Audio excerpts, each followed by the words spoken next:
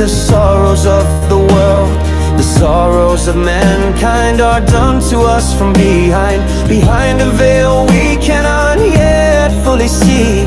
But I will tell you one day you'll be free. Oh, has gone mad, and probably it had always been this way, even when times were okay. Soon enough those will come whom are ready to slay, take away what we once knew, and life begins anew.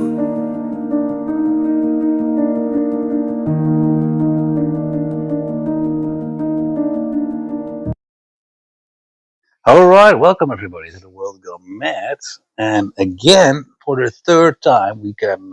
It's a great honor. Welcome back our guest, Mr. Vinny Eastwood. Let's see, something might have gone wrong there. To send me the invite back there. Yeah, it's episodes number 108 this season, I believe. So that's counting the official shows. Hey, welcome, Reggie. He's also here in the chat. I don't see anybody on the panel yet. Just see what's going on. We will get this sorted out and get Vinny on the panel. I think he's there now. Hello, hello.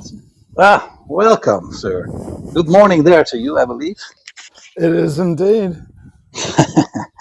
Well, I was just watching actually your show, your last show you posted. That's almost 3-hour interview. Great stuff. And, yeah, 3 hours and 12 minutes. Bit of a long talk, but a great one. Especially from 3 till 6 a.m. when we did. It was a tough one.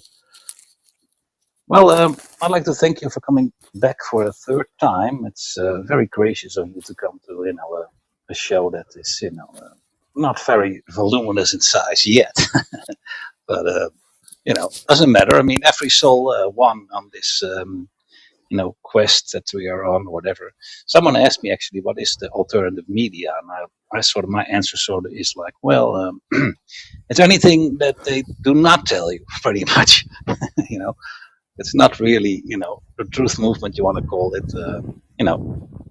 It's pretty much what a lot of these people do, right? It's like they're sharing something a lot of people either are not aware of or they're not being told.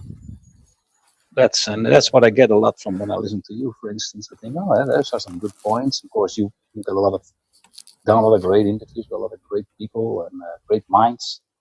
And you developed a great mind of your own, or maybe you always had it. But definitely you put it across very well and in a very understandable terms. And that's something I enjoy. And that's something I try to do a little bit in my own way. And feel free to share whatever you on your mind. The world has truly gone mad. It's getting more obvious by the day. And, it's sometimes very hard hard to believe that people still kind of tend to stay in their box. There's various reasons. Some people have actually hard-working lives, as family to feed, and I understand they don't have the time to observe fully. But Well, I was having a conversation with somebody the other day about that. Is like, oh yeah, well, I don't have the time to get into this, and I go, yes, you do, but you just don't have the inclination, right? Like, I'm sure back in the day before I got busted by the cops and went through court and all of that other kind of stuff, I wouldn't have had the motivation to research into the truth about things either, because it's something that happens when you get traumatized, as you tend to ruminate. You need to think over and over and over and over again about the thing that hurt you or betrayed you or messed you up in some way. And I think pretty much everybody in the truth movement, well, or at least I haven't met anybody in the truth movement yet who hasn't suffered in some way at the hands of some of the agents of the New World Order, whether they be police, the courts, big business, religions, cults, so on and so forth. Nobody's ever really not been traumatized by that stuff and actually had the motivation to research into it, find out what it is, and expose the truth about it to other people. Do you think that that's a fair assessment? Yeah, pretty much. I mean, I personally am not necessarily traumatized, but I was really baffled years ago when here in the Netherlands, in Europe, they wanted to make one ground law for the whole of Europe, and they put it to a vote. Some countries, they didn't have a choice. They just put it to a yes. A lot of countries, they asked, they said yes. The Netherlands said no, and France said no. So they had to postpone the vote and basically say, no, we're not going to do it ever again. 3 years later, they did put it to a vote again. They didn't bother to ask us. They just said yes, and it was done. And that was the moment where I thought, all right. I thought we lived in a sort of a democracy, or we had something to say somewhere along the line.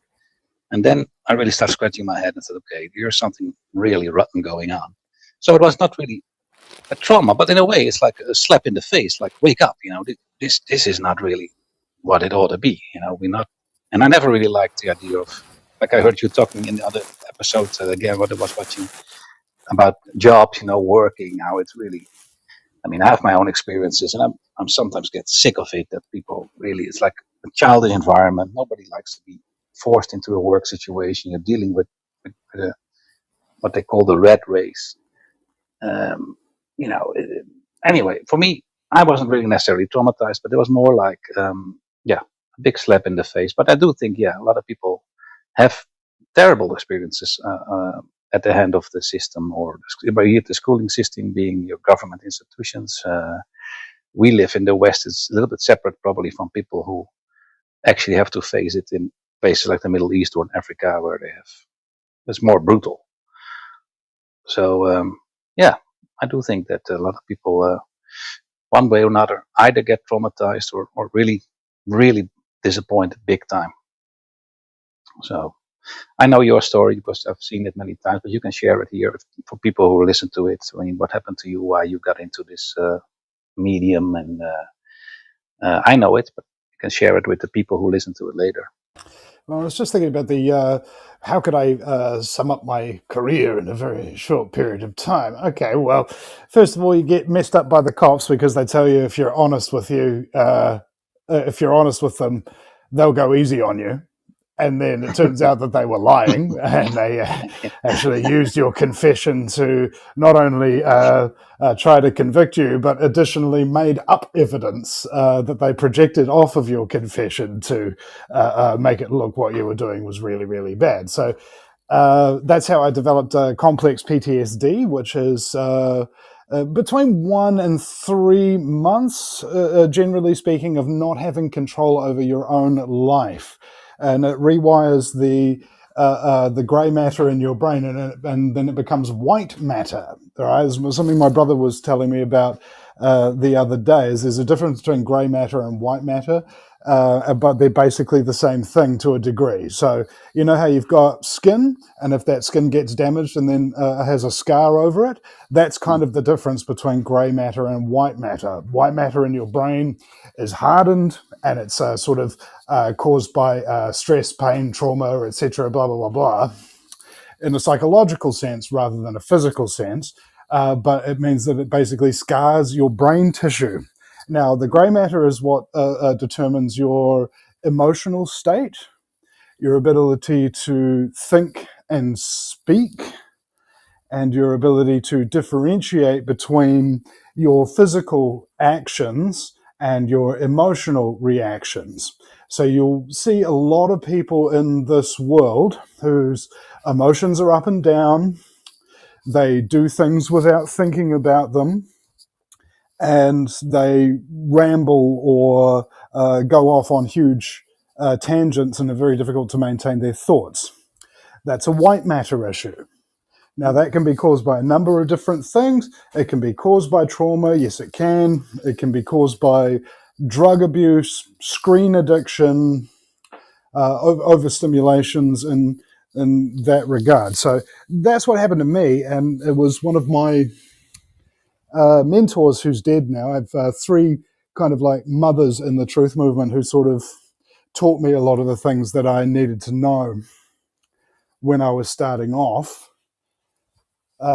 First, I had Vapi Kupinger, who was the most popular talk radio show host by listenership for her broadcast, which was once a week on an Access Māori radio show, and she actually got the most amount of listeners listening out of any show in the entire country. And she said that the way that she did that is she took these international issues, whether it be climate change propaganda or the jabs or whatever, and related it to Māori. And I took that lesson and I was like, you know what? The American audience is the largest audience in the world, really. And all you got to do is take all of these things that are happening in New Zealand and relate it to Americans, which, because we're living in a new world order, was actually not that hard. You know, I tell my American guests who ask me, so Vinny, what's it like in New Zealand? And I go, well, it'd be very difficult for an American to understand. Well, what do you mean? Well, we've got fluoride in the water, we've got chemtrails in the sky, we've got Wi-Fi radiating everybody, we've got a very low fertility count, very low IQ count, we've got a corrupt government, a corrupt police force, a corrupt judiciary, a corrupt medical system, and most people think it's just freaking dandy! And they love drinking, and they love sports, and they don't really participate in the political process, and they love being distracted by mainstream music and movies that are basically passively programming them to accept all the tyrannical measures that the government's already freaking implementing. You know, it might be very difficult for an American audience to understand this.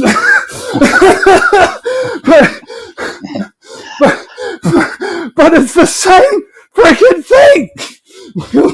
Yep. Okay. We are living in a new world order. We are all brothers. We are all sisters in this fight.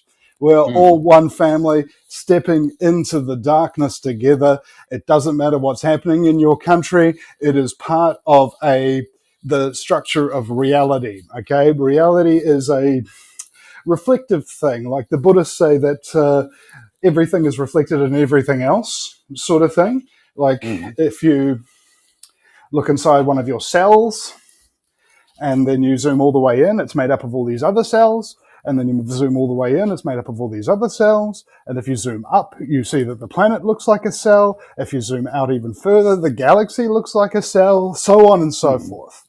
Right? Everything's just a different version of something else, usually with either scale or, in this case, an accent. And therefore, there's a significantly large amount of things that we can hold in common. But what's problematic about the truth movement is because you've got a lot of people who have a white matter issue, like I do, we have difficulty regulating our emotions, getting our thoughts out clearly, and difficulty thinking through our actions before we do them. Now, if you look at, for example, a comment section on YouTube, you will see this white matter issue that I'm talking about, and now you understand the mechanism. This isn't a bad person. This isn't a narcissist. Not necessarily, but it's probably somebody that has gone through an experience that has shaped them. Now, waking up to the truth about, you know, as many subjects as you can possibly wake up to, whether it's 9/11, fluoride, or Rockefeller medicine. It doesn't matter what it is. If you haven't grown up with that truth, you're going to have to go through an adjustment period. Now, the vast majority of people possess a ego of some kind. Those who say that they don't have an ego are, well, either stupid or jellyfish. Because ego means sense of self. Now, if you had built your own sense of self based upon mainstream media understandings, that means that discovering the truth about things causes you to question yourself. And you can be very traumatized just by recognizing that your entire life and your entire perception of yourself has been something that has been untrue, has been something that hasn't been based on facts. And you have conversations with people, or you can see, for example, this ex-feminist did a movie about the men's rights movement. And she did this TED talk about how when she was listening as a filmmaker to the interviews, she realized when she was going back and looking at that footage that she wasn't listening, that she was just trying to twist and distort and manipulate what all these men were saying in order to make herself correct. And the reason why she wanted to make herself correct is that means that she wouldn't have to look at herself. She wouldn't have to look at her own flaws. And that's what terrifies most people. Oh, yeah. Oh, you're telling me that I'm wrong about things? And because they have I'm not sure if there's a technical term for it, but it's all very well to have a sense of self, but once that sense of self gets taken away, it's like being devalued by somebody, but except you're doing it to yourself. The truth is doing it to you because the truth is very uncompromising. Yeah.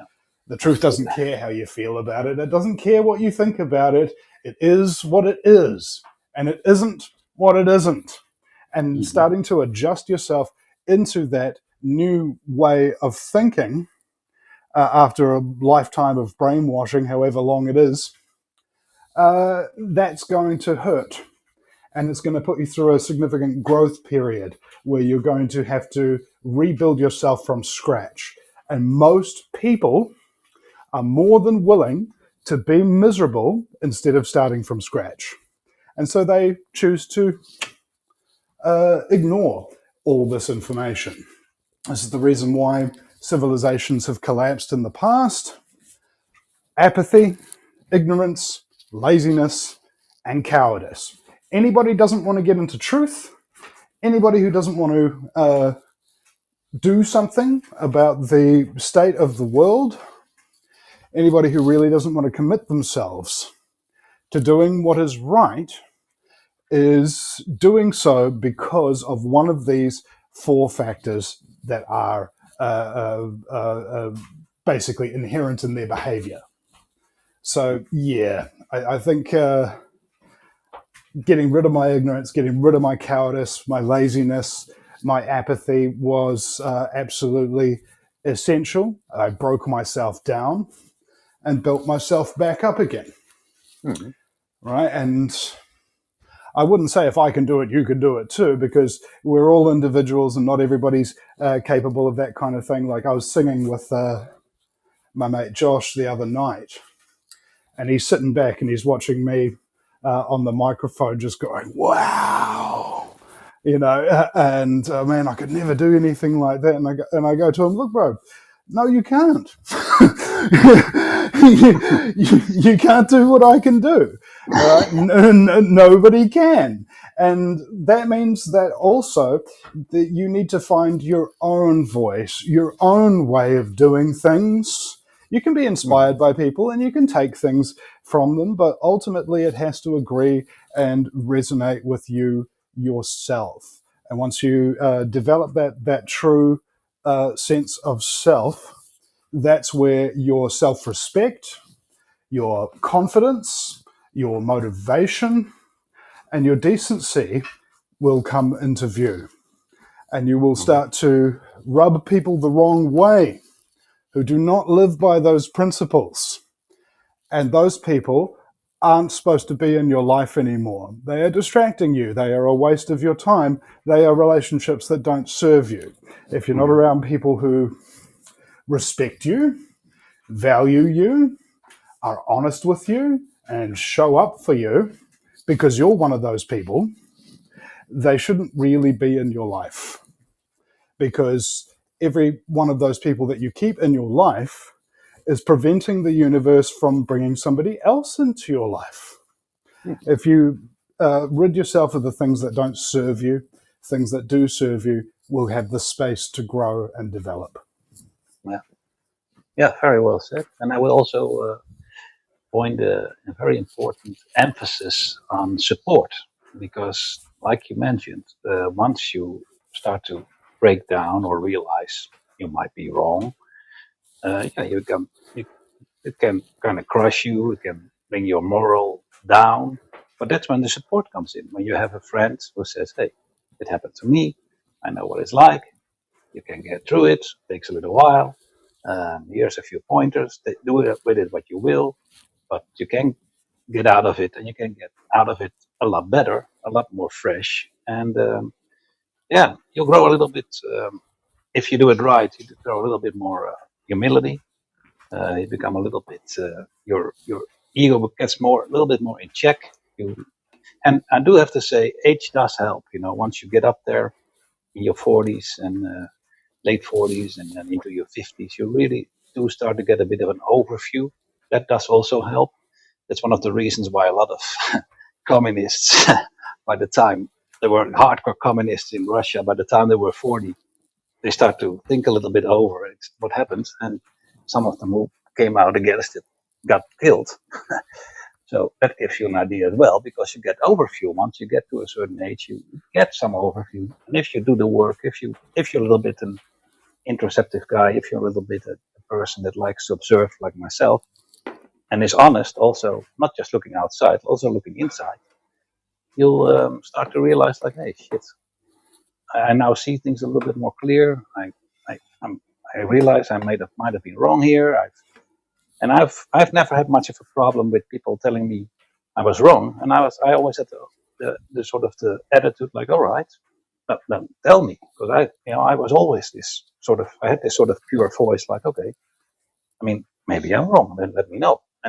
But I also had enough like intelligence within myself to say, all right, if this guy is bullshitting me, I'm also going to find out. So that's a very nice position to have. Like, you take a stance on something, you believe in something, but if I'm wrong and the other can prove me that I'm wrong and has a better point, I'll accept that one. So but yeah, it is a crushing experience, and most people don't want to see it because of that, and I understand that too. I mean, it's not nice, and it's difficult to think that the world is one way, and it turns out to be a complete different way.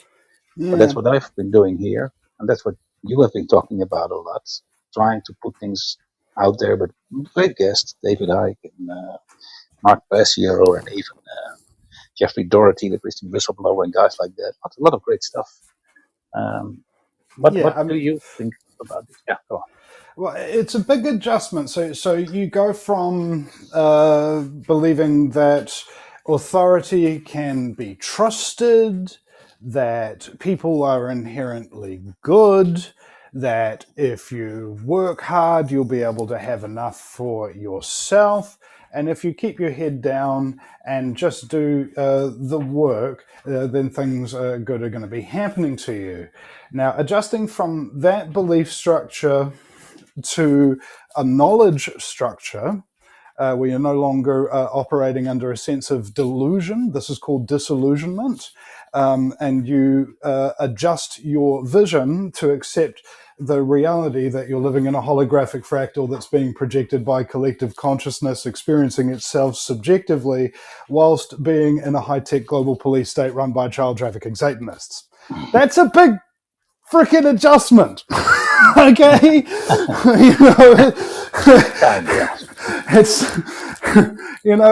It's not one of those, okay, this is day one of school and this is day two of school and here's your diploma. No, this is a 10,000 hour marathon that you have to go through. So you have people who've gone through, say, for example, the pandemic, and you're like, oh, you suddenly realize that authority doesn't always tell the truth and isn't always justified.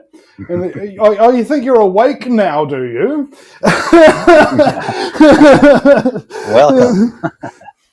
Like, I'm afraid not.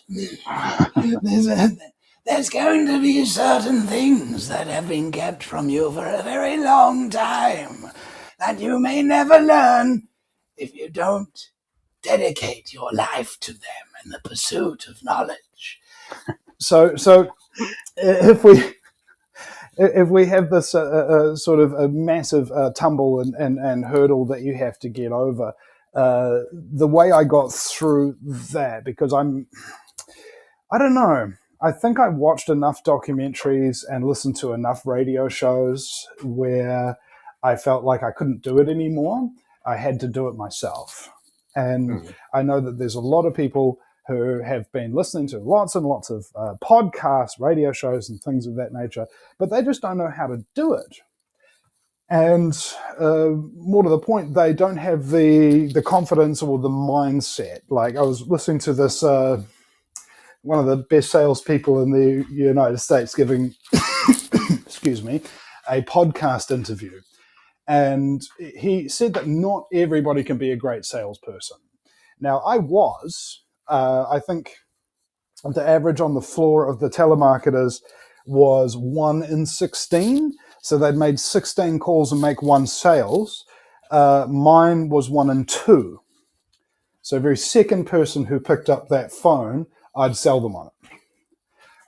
And the way that I did that is by being honest, by giving people the information that they needed to make a good decision. And more to the point, I didn't actually care whether or not I made a sale. What I cared about was, can I actually help this person? Can I help save them money? Is the thing that I'm selling actually right for them?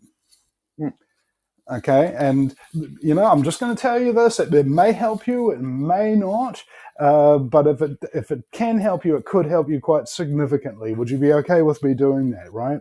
Not backing people into a corner, not doing this. I mean, like, I got a sales call the other night probably from somebody in the Philippines. I said, sorry, I'm not interested. You're doing it all wrong. I said, sorry, I'm not interested. It was funny when we were training the people how to do calls and stuff like that. You just do a pretend call and they go, hi, I'm Alicia. I'm calling from Net Telecommunications. And I go, not interested.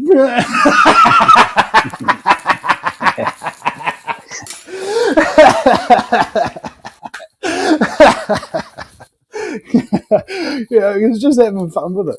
And this is the other thing that's very important about awakening is not only awakening to the facts, moving away from a belief-based system of operation to a knowledge and fact-based system, is also keeping your sense of humor about you. Okay? It's extraordinarily important because the brain, when it processes information, it does it in 3 sections. You've got your prefrontal cortex, that's your black and white thinking. So that can operate for roughly 15 minutes.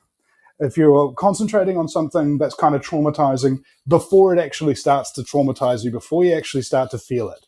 After that 15-minute mark, it'll lapse back into your mammalian cortex. This is what governs your feelings, your social senses and things of that nature. And if you've been doing it for another 15 minutes, it'll start to go into the reptilian cortex, which governs your fight, flight, freeze, submit, and attach mechanisms. Now, humor is a very interesting thing. It actually resets the brain.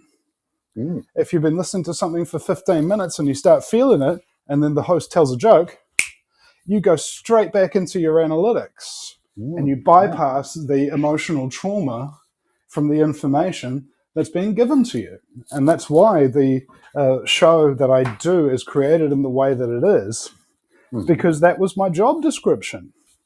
I was told by Danny Romero from American Freedom Radio in 2010, there's only one rule on this network: have fun. If you're having fun, the audience will have fun. I was like, okay. And I haven't really been able to improve on that metric, apart from adding one more rule: be yourself. If you're being yourself, you will relax, and that relaxes the audience. So at the end of the show, and I've received a lot of comments from people confirming this, or at least the ones that I choose to remember, is that by the end of the show, you feel relaxed and you feel like you had fun. Like, wow, that was 2 hours. Where did it go? It's because the jokes keep coming in randomly, and your brain never has a chance to emotionally or fight or flight response process the information that you're talking to. Only your thinking mind is activated. And because of that, the time that often slows down when you're experiencing something that's very difficult doesn't happen. It just flows away. Like having a conversation with a beautiful woman can feel like a minute, Yeah. and that's all she wrote in that regard. Yeah, well, that's very interesting. You mentioned that. I do think your shows that definitely have that. When you listen to it, it has a very informational quality to it, and a very lightness to it by making light of it now and again. And is there any other way apart from humor? I don't. There's many ways. I mean, I think I can think about breathing. Breathing techniques can sort of get you a little bit out of it and into another headspace. But humor Yeah. is definitely a very good weapon. I mean, To use. breathing doesn't work quite so well in talk radio. Like, for example, okay, everybody, let's just interrupt the airtime and take 7 long, slow, deep breaths. You know, this is focus on your heart chakra. Yeah. Get that shit in there, yo.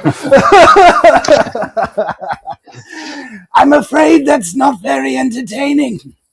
No, unless you have a joint in your hand like me, and then you say inhale, and then Okay, so this is another thing about getting traumatized, is that picture you are an animal running away from a predator.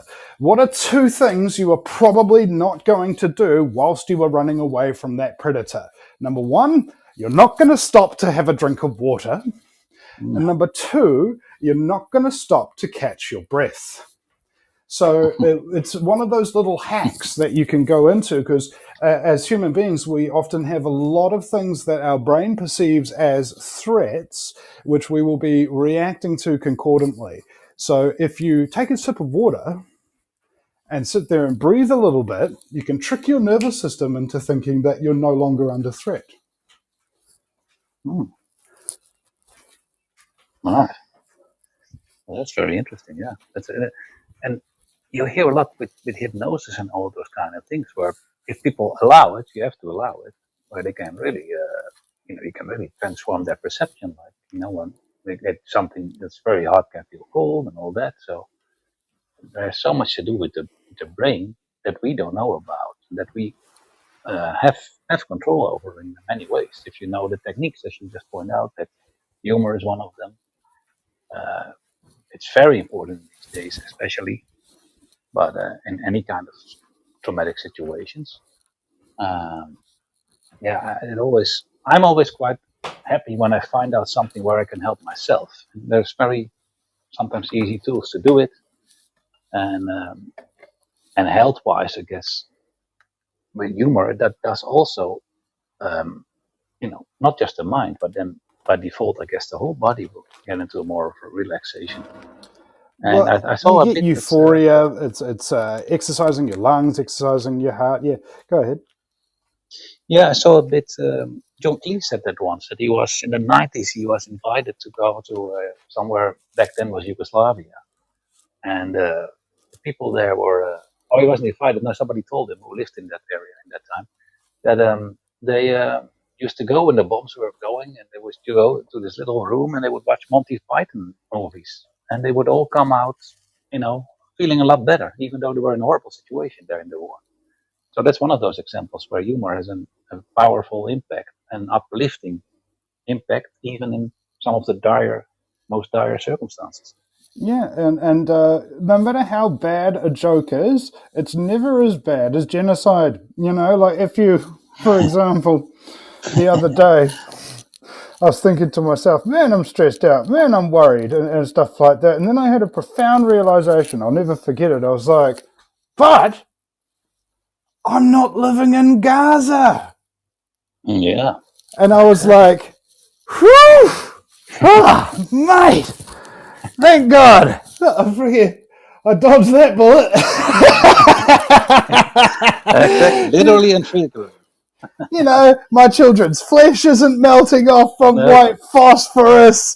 My Yeah. home isn't made out of rubble pieces that are going to be turned into even more rubble soon. You know, Yeah. I'm actually pretty grateful Yes. to be who I am and where I am and living under the circumstances that I am, because Exactly. it could be a lot worse.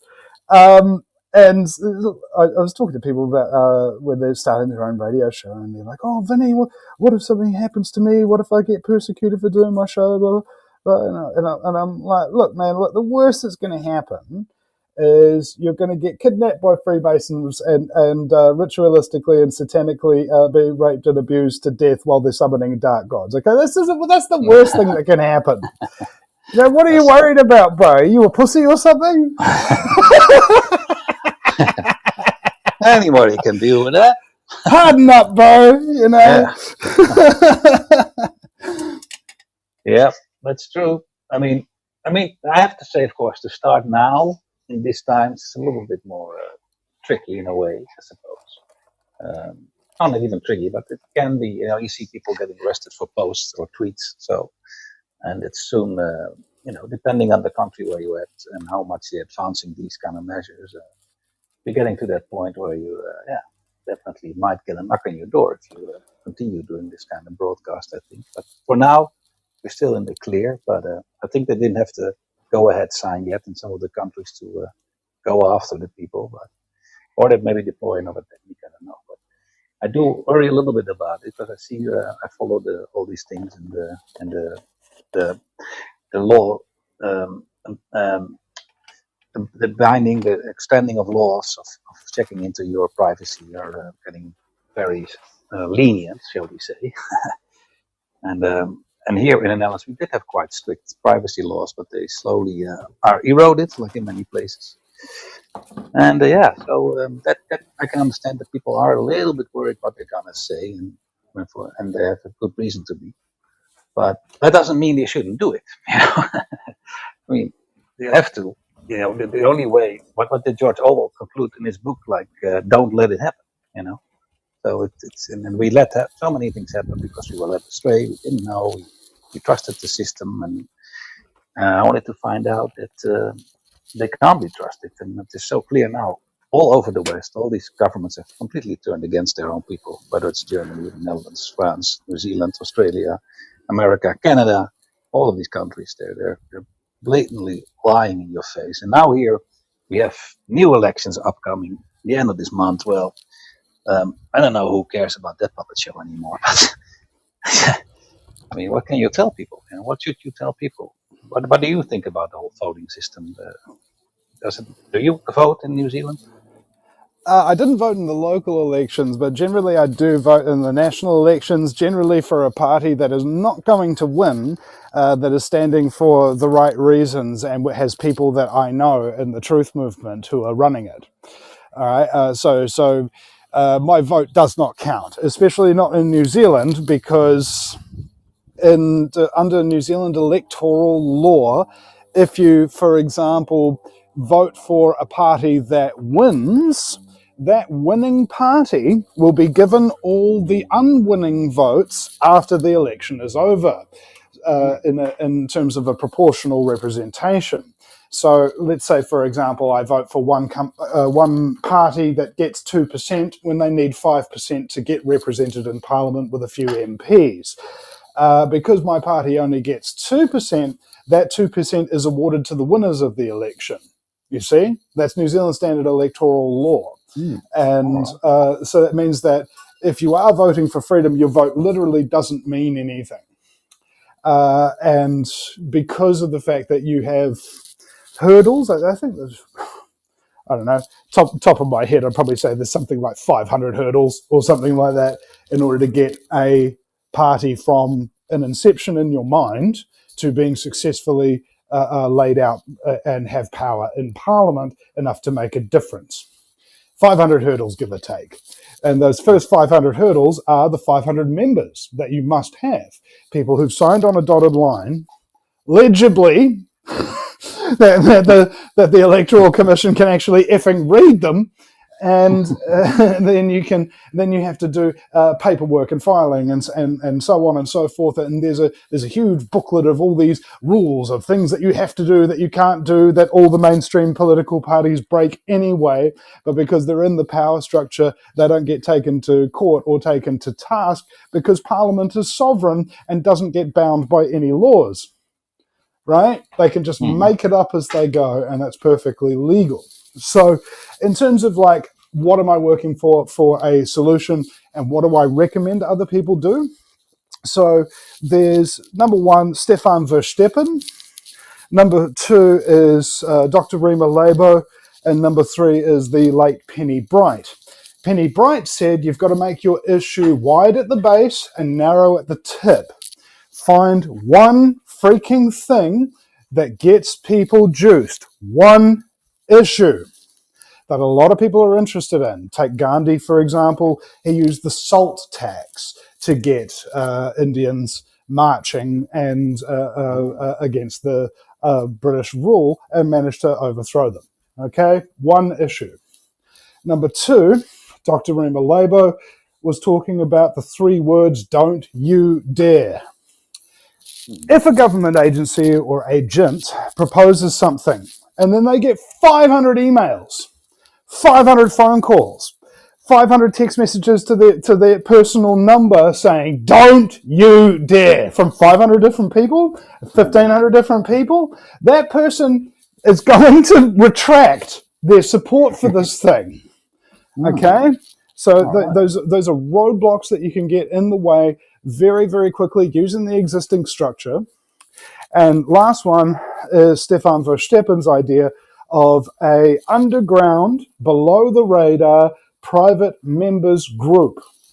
If you are a doctor practicing medicine without a license in a private members group only, you can't be charged with practicing medicine without a license, because it's part of a private members group and it's below the radar, all encrypted emails and things of that nature.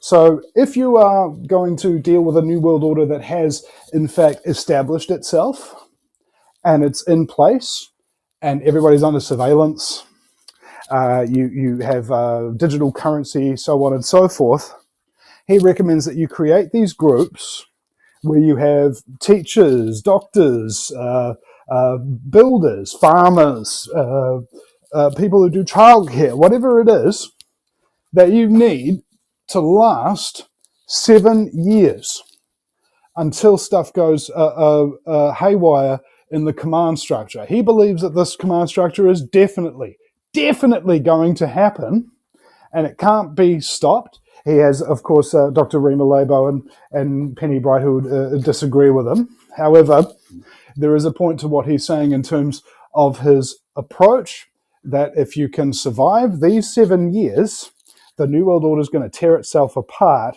eventually. Because what happens when a psychopath suddenly no longer has any enemies? They start looking for new ones, all right? Yeah. And the only people who could ever challenge their power are the other people that they're currently sharing power with. They'll eat each other like piranhas in a tank without a feeder. And then the system will collapse, and 7 years later, you come out from your underground society that you've built, and you've got all these techniques and tools of how to get around checkpoints, how to do things without being detected, how you plan routes, how you plan home defense, so on and so forth. It's a very tactical methodology by which you can actually survive this for a few years. So those are the 3 approaches that you can deploy simultaneously. Yes, we are finding the one issue that everybody's pissed off about. Yes, we're finding all those issues that they're doing that we can say, don't you dare. And yes, we're building our own underground society that will escape detection. So even if we're not successful, we can still survive. All right, yeah. So there's my 3 things that my mentors have taught me.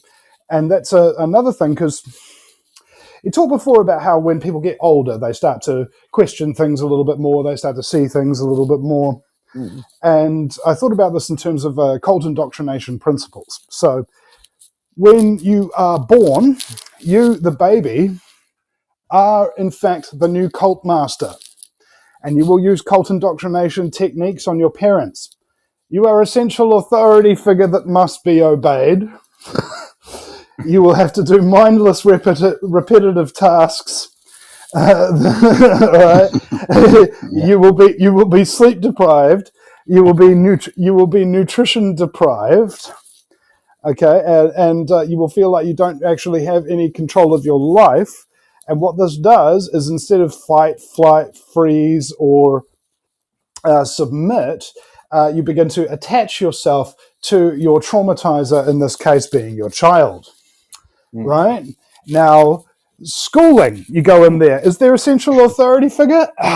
Is there a central doctrine that must be obeyed? Is there mindless and pointless repetitive tasks? Is there healthy food at the school lunch shop? See, it's classic cult indoctrination techniques, and this destroys the brain and its own ability to think independently by making it a cult member of that thing. So if you have a look at all the people in your schools, in your work, they're all cult members. Every single industry is basically just a different form of cult. This is where we get the term culture. Okay? Our countries have our own culture.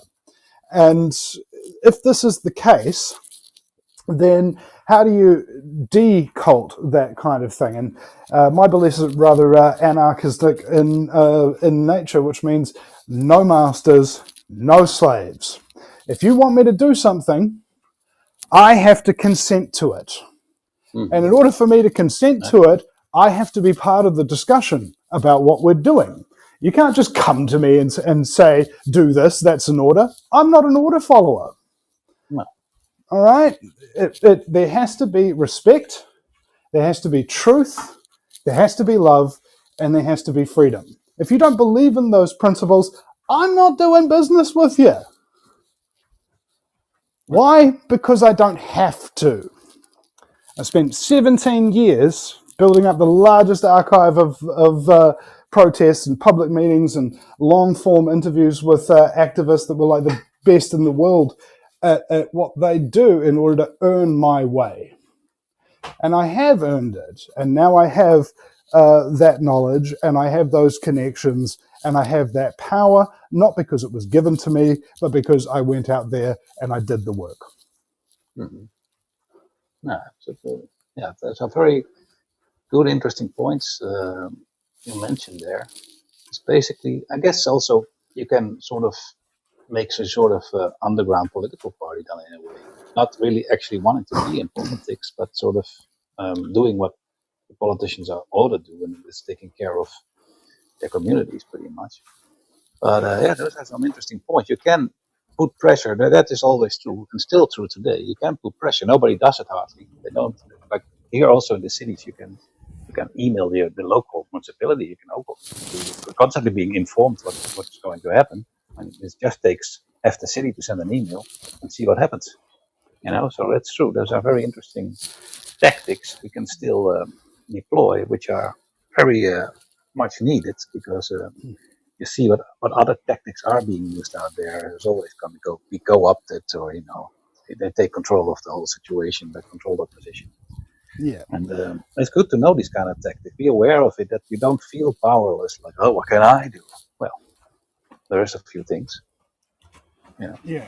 What can I do? People treat as a rhetorical question. It's like, no, there actually is an answer to that. Like when Ripley in Aliens comes up and she says, I'm feeling like a bit of a fifth wheel about here. Is there anything I can do? And Sergeant Apone to her says, I don't know. Is there anything you can do? Okay, so there are people in this world who are bound to wheelchairs, who are non-verbal, all right, and need somebody to look after them 24 hours because they literally, physically, and mentally cannot take care of themselves. I'm not going to put the onus on them to save the planet, okay, frankly. You know, I think they've got enough on their fucking plate. Yeah. But But the rest of you, if you're capable of getting out of a chair without assistance, if you're capable of stringing a sentence together, typing, if you're capable of talking, all right, even if you're not very effing good at it, you're still more capable than a lot of people would be if only you actually took action using your abilities, right? You don't even necessarily be after doing this with any skill. I mean, what was his name? Mate Denny. It was real funny. You just gotta love Denny because he's off the wall kind of thing, and he has trouble with words, but he still goes to council meetings and give them a hard time. And goes, pedophile, you know. And I'm very concerned about these council conglomerations. It doesn't matter what your skill level is, as long as you ain't doing nothing. All right, Exactly. Yeah. it's doing nothing that demotivates you. I mean, doing something badly is better than not doing anything at all, in my opinion. Yeah. Yeah, you can. I mean, when it just comes down, like I said, like applying pressure, and you need the numbers. It doesn't really matter if you send, whatever message you send, as long as you apply pressure. like, so yeah, that's good. There's not always a lot of skill or talent needed for it, but there is some. I mean, you do need. We all have different skills, and we do need. Some people are better at organizing things, for instance, and like you mentioned about. That is interesting because we had here. I did some shows on this. We have here the Frisian people, but that's a whole old history about these old Frisian people who had also a system very much based on believed on freedom, and they were totally against slavery. But the interesting thing was it was the opposite, of course, of today because now you see that big families run the world. But if you go into their history, they talk about if they had someone in a sort of leadership position, the thing that was forbidden was exactly that. Your family was not going to be part of your power structure. So when you're gone, there's no one of your family is going to take over. It's going to be a completely different person. So that was also an interesting thing that I thought, wow, that's like I saw again on Mark Devlin earlier tonight. This 180%. You have to turn it around. Everything you hear, turn it upside down, and you're more likely to find the truth. And this is especially true today, but it goes back a long way because I've heard very intelligent people like doctors or other people way back, even as far back as 200 years ago, saying the same thing. You want to find the truth, turn it upside down. And that's 200 years ago or longer even. So that's the other thing where the shock factor comes in because you have to look the other way often to get a little bit closer to what we're really dealing with. That's also where it starts. You got to first see it in order to take action. As long as you think it's all good and well, and say, "Oh well, great, we get this new AI. We don't have to do this anymore, or whatever." And I can do everything on my phone. Yes, it's very nice, but if you don't see the wider implications to this, you're never going to take action against it. So that's, I guess, also a little bit where the so-called truth movement comes in to put these things out there, and then hopefully, it takes root somewhere. It does. If the shock gets big enough, like now, it's so in your face. I mean, all the things are moving so fast, and the good thing from that, I think, is that it's pushing so fast and so wide and so obvious that it cannot be that there's going to be cannot be anything else than that there's going to be some reaction against this. And hopefully that will, if that's done, if that's organized in the right way, you can actually do something. Because often we know they'll control the opposition and they have the teams ready to sort of control that reaction. But if we find a way where they cannot control that reaction, that is gonna come. You might actually have a way to deal with this. Because if we're not, I mean, it's getting pretty bleak. You know, if you look around it, the air, the food, the water, it's quite a number of levels that the human condition is being attacked. And I don't think we have, in a negative sense, we don't think we have a lot of years to clean that up. It's really a bit of a matter of now or never. So I've been struggling a lot personally with huge amounts of tasks and things of that nature, and the way I've been getting them done is just by repeating to myself, one thing at a time, one step in the right direction, one step in the right direction. And I think what people do, and I've done this myself as well, fully guilty of it, is that you think about too many problems all at once, and then you don't solve any of them. Right?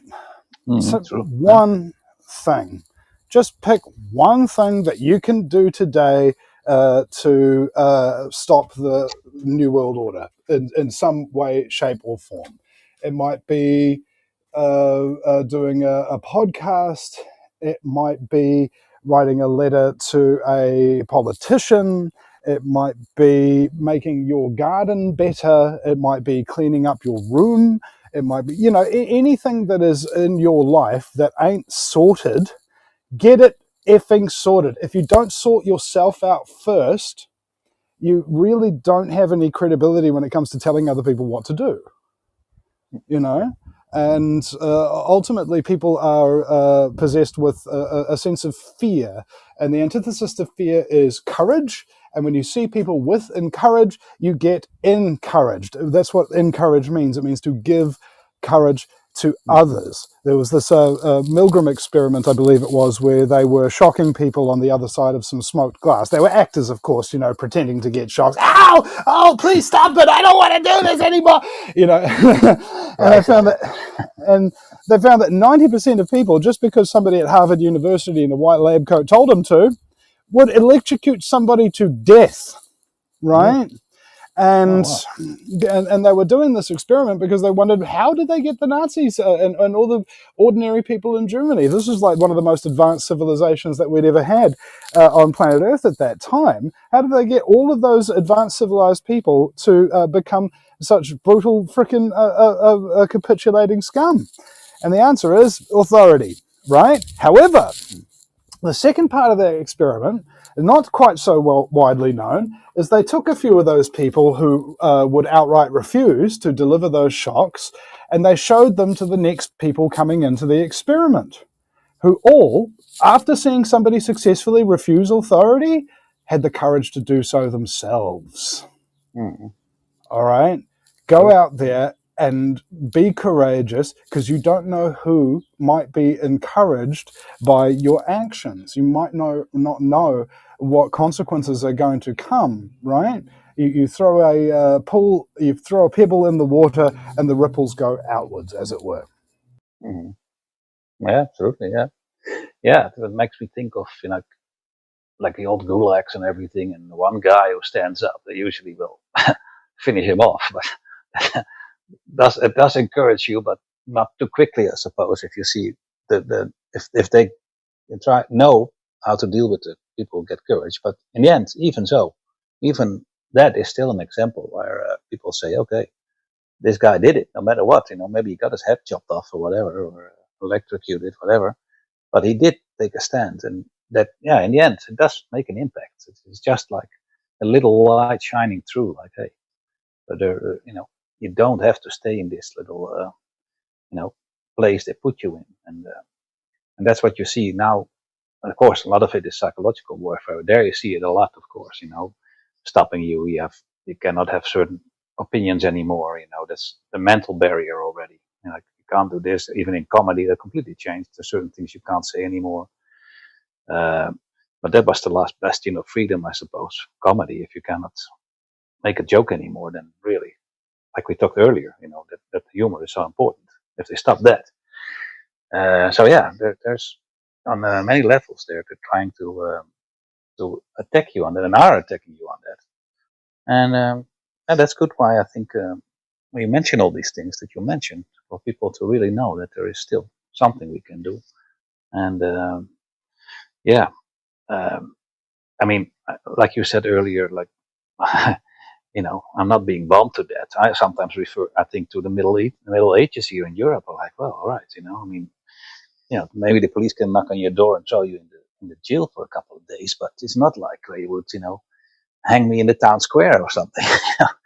So, we're still a little bit, maybe not too far off from those brutal times, but we're not on that same level either. So, It reminds me of my best mate Rowan. He was telling me about his great grandfather who, in World War One, he was protesting the war in New Zealand, and he got tarred and feathered. Like, serious. I don't see nobody out there worried about getting tarred and feathered these days. But that guy actually freaking stood up. He says, "No, you're sending our boys away to die for globalist ends, and I don't like it." And then they tarred and feathered him. So there are consequences for actions, but in those actions and in those consequences, that's when you find out who your real friends are. That's where you for find out sure. the people who actually have a conscience, who are actually decent people, sort of thing. And all those other people that are lukewarm, who are not really your friends, they'll fall by the wayside, and you'll be left with what panhandlers refer to as a little bit of gold in the bottom of your pan, right? Small amounts of people that are actually good friends to you are far more valuable than large amounts of people who are not. Oh yeah, that's a good point. That makes me think of, here generally, Dutch society is a quite polite society, but it's because times are relatively good, you know.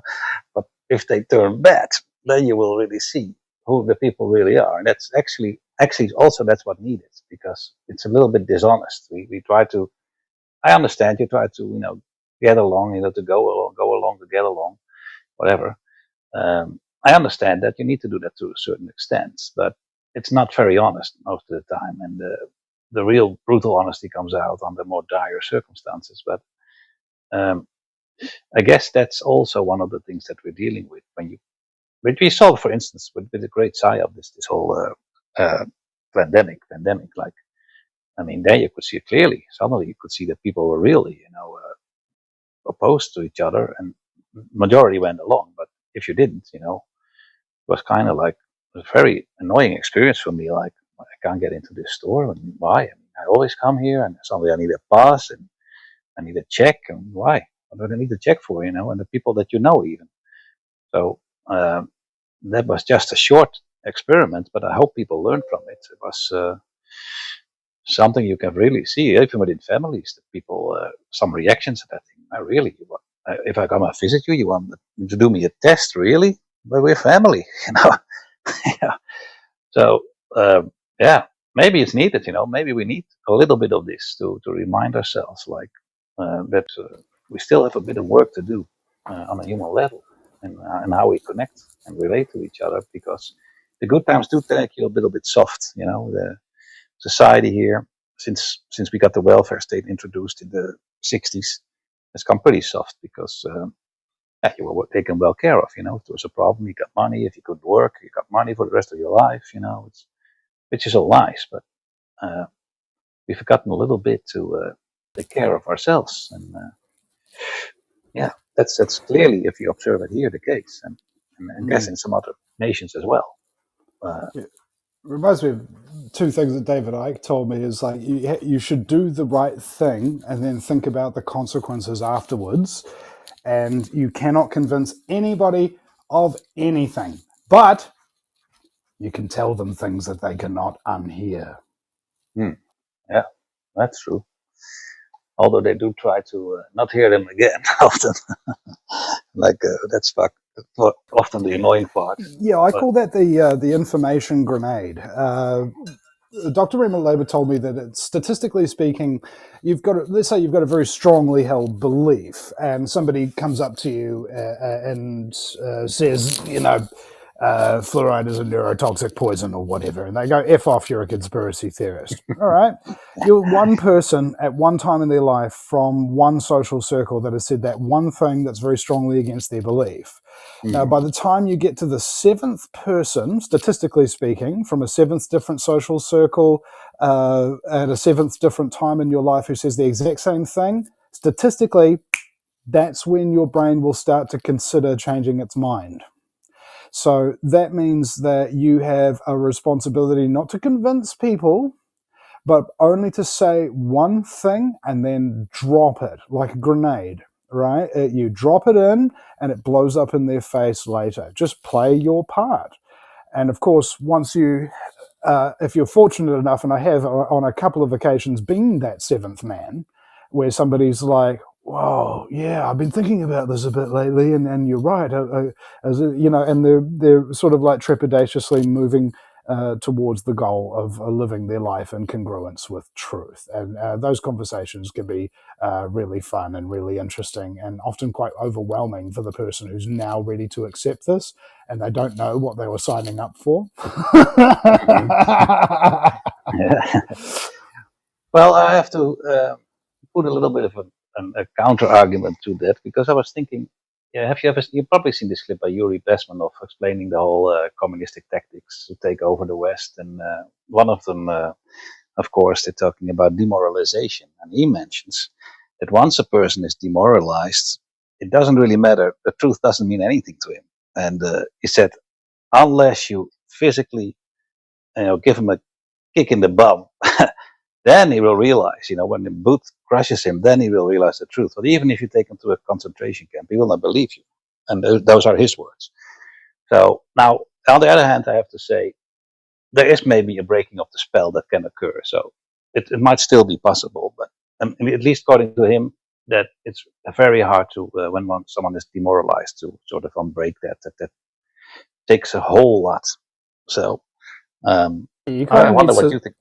You know how that old joke about how many blonde supermodels does it take to change a light bulb?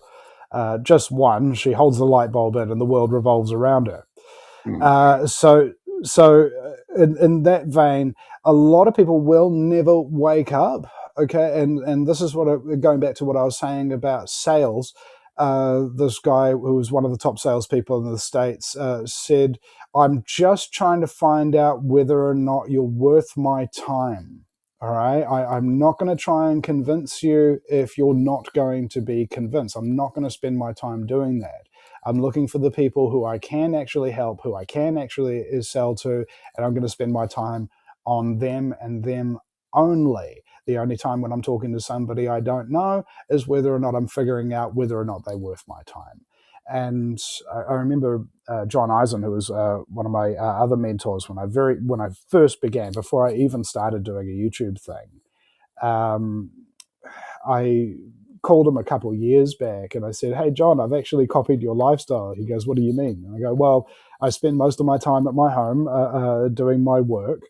And I don't go out very often. When I do, it's only to see a select few people." And he goes, "Yeah, that's because most people are just not worth your time."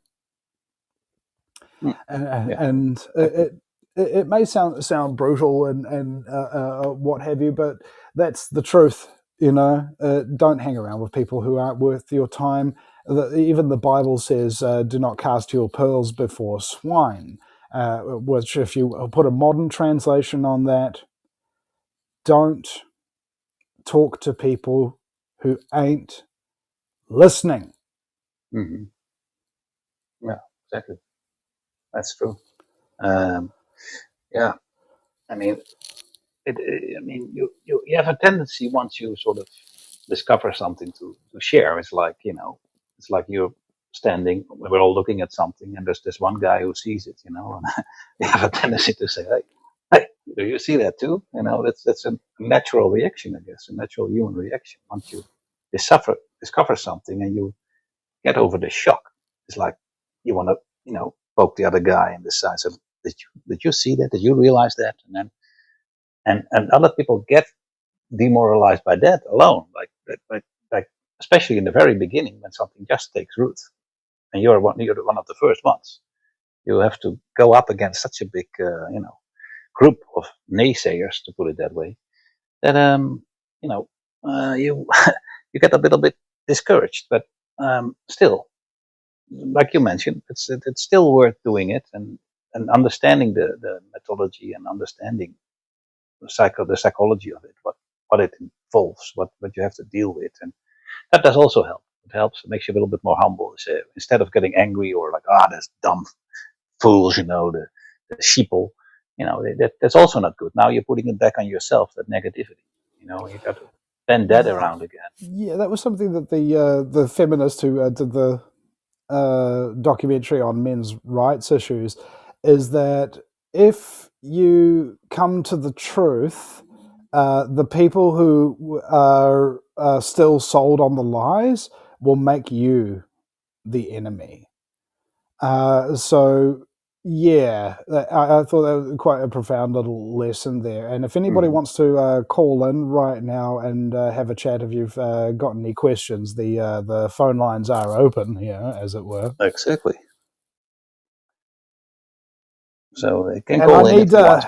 I need 10 US bucks as well, ladies and gentlemen. If you go to thevinnyeastwoodshow.com and you scroll down and you go to the PayPal, and you want to put 10 bucks in, that would really help me to pay the rent this week. I've actually been off from doing my show for quite some time, like since May. Yeah, that's true.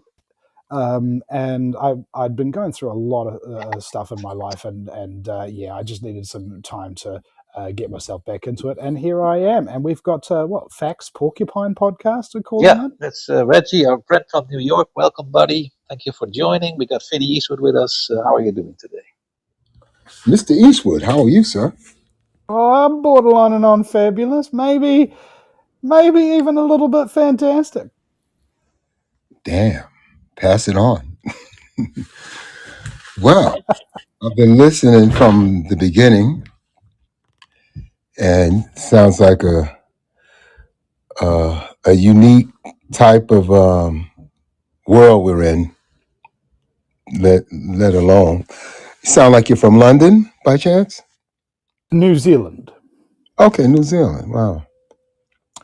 So with so much taking place, and as you stated, people need to focus on themselves. But we live in a world that is constant. Well, if you're a conscience person and you care and you, as you stated, you can do good within your own community. I ran for politics, so that I have to admit to that. And how do you see 10 years from now with respect to if we have children, grandchildren? Is it going to be anything worth their while, and should they still keep going to college and paying all this money, which I think they should in a sense, because if you're uneducated, you have a difficult time whether you're here now or then. And I was just curious about that, how the world is shaping itself. And then you mentioned most leaders, narcissists. I don't even know what they are. People die off anyway, that they look for.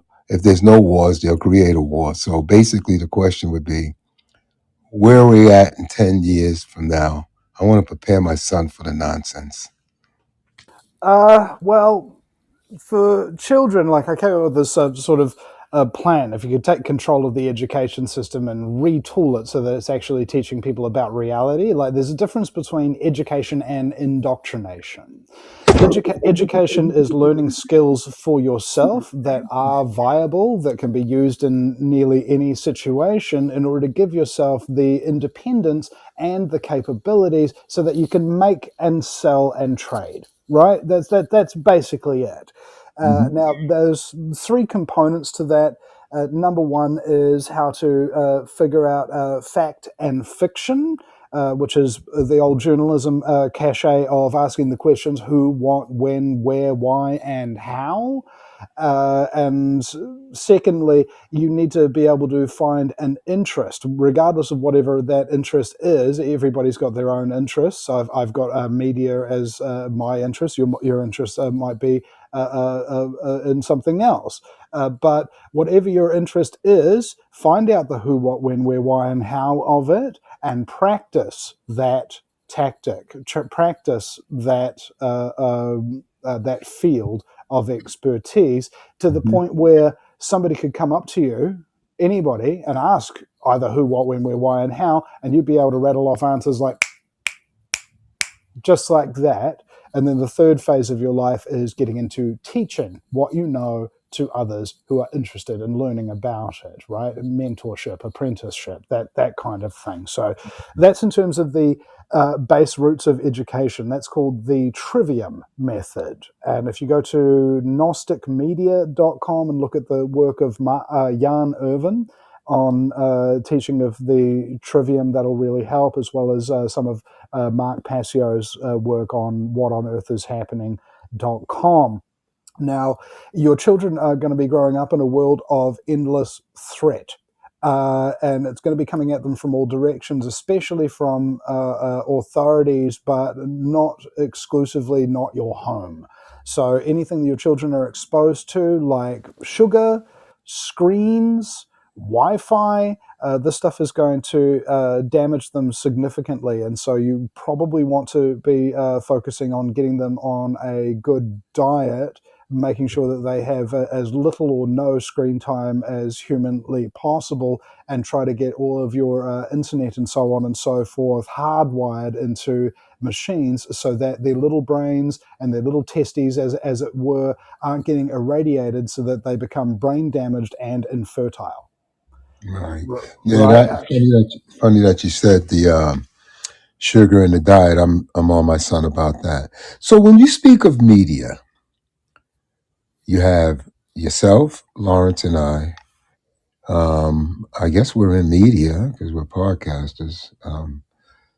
How do you ever get offended when somebody would post a title of a, hey, guess what, this is going to happen, but then you're clicking on, it's a totally different article, let alone not even, damn, I thought this was going to be that. Where's media at? Because most of the media, I don't really get I'll listen to you guys, and there's research that goes into what we try to do in a sense of the word. And I mean, other than just being brilliant in your own sense. But where's media at? Because I believe censorship will take shape in certain different forms.